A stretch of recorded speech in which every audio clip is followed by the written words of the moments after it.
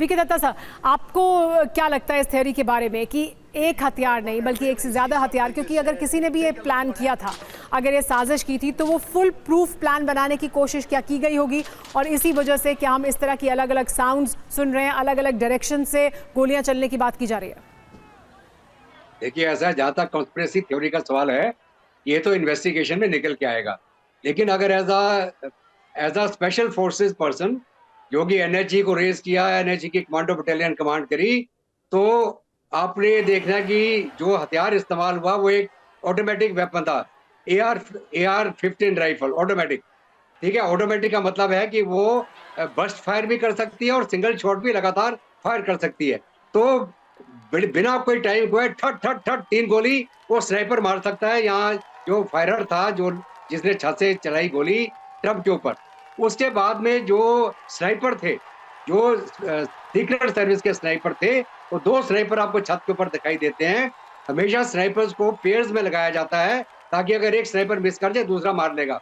तो उन दोनों स्नाइपर्स ने काउंटर फायर किया जब ये जो जिस लड़के ने गोली चलाई ट्रम्प के ऊपर, वो जो गोलियां चली हैं, 3 गोली चलने के बाद वो स्नाइपर की गोलियां, दो राइफलें, वो भी सेमी ऑटोमेटिक। तो इसका मतलब ये हुआ 3 गोली चली इस सेशन के द्वारा और उसका काउंटर किया गया 2 स्नाइपरों ने, जिन्होंने लगातार 2-3 गोलियों का लगातार राउंड फायर करे और इसको न्यूट्रलाइज कर, और उसके बाद एक और गोली चलती है। तो ये जो बाद में फोरेंसिक जांच के बाद पता चलेगा, इन्वेस्टिगेशन के बाद पता चलेगा कि क्या ये एक से ज्यादा फायरर था जी, एक से ज्यादा लोग क्या ये 2 हमारे स्नाइपर जो सीक्रेट सर्विस वाले थे और एक वो लड़का था जिसने 3 गोली चलाई और 5 गोली चली हमारे सीक्रेट सर्विस के जो स्नाइपर्स उनके द्वारा। ठीक है, तो ये इन्वेस्टिगेशन के बाद ही जाएगा। लेकिन पिनाक सर, एक बड़ा सवाल ये है कि डोनाल्ड ट्रंप को लेकर ये कहा जा रहा था इसके पहले भी, क्योंकि तमाम तरह की थियरीज सामने आ रही हैं कि साजिश की जा रही थी,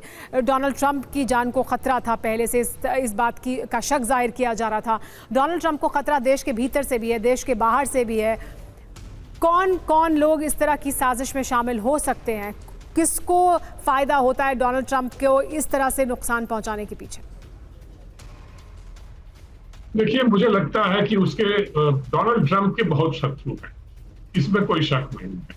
आपने देखा होगा जब storming of the Capitol Hill हुआ था और कई चीजें थी जिसमें, और फिर जो इसकी जो केसेस इनके खिलाफ चल रहे हैं, बहुत सारे हैं। तो मुझे लगता है कि ये अंदरूनी दुश्मनी का कुछ असर है।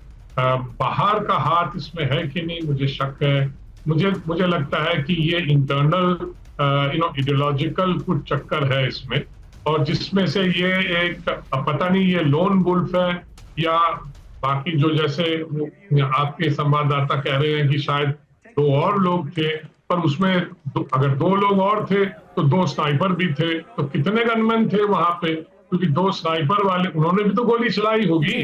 तो और इसलिए जो 9 गोली चली है उसमें से जो भी अब पता चलेगा इन्वेस्टिगेशन में, अगर अलग अलग वेपन से चली हैं तो कितने वेपन से चली हैं, ये तो इन्वेस्टिगेशन का, फॉरेंसिक इन्वेस्टिगेशन का सवाल है, उसके बाद ही पता चलेगा। लेकिन आपको लगता है कि जो वजह हो सकती है, जो उनके खिलाफ लोग हैं, यानी देश के भीतर से, अमेरिका के भीतर से ट्रंप इस तरह की ताकत रखते हैं कि उन्होंने समाज में उस तरह की अलग अलग विचारधाराओं को बल भी दिया है, विभाजन भी उनकी वजह से बहुत सारा दिखाई देता है। तो वो एक विभाजनकारी शक्ति ज़रूर है, और क्या उसकी वजह से ऐसा हुआ होगा? हम प्रोफेसर राजन इस पर आपसे भी बात करेंगे, लेकिन इस बीच एक और बड़ी खबर बता देते हैं, एक और थियरी उसके बाद सामने रखेंगे।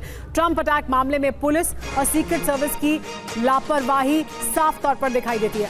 लोगों ने पुलिस को हमलावर की जानकारी दी।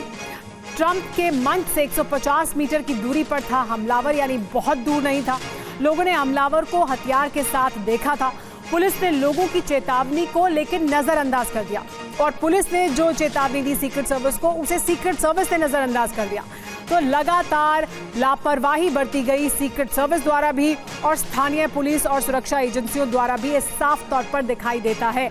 बड़ा सवाल यह है कि ये लापरवाही बरती क्यों गई?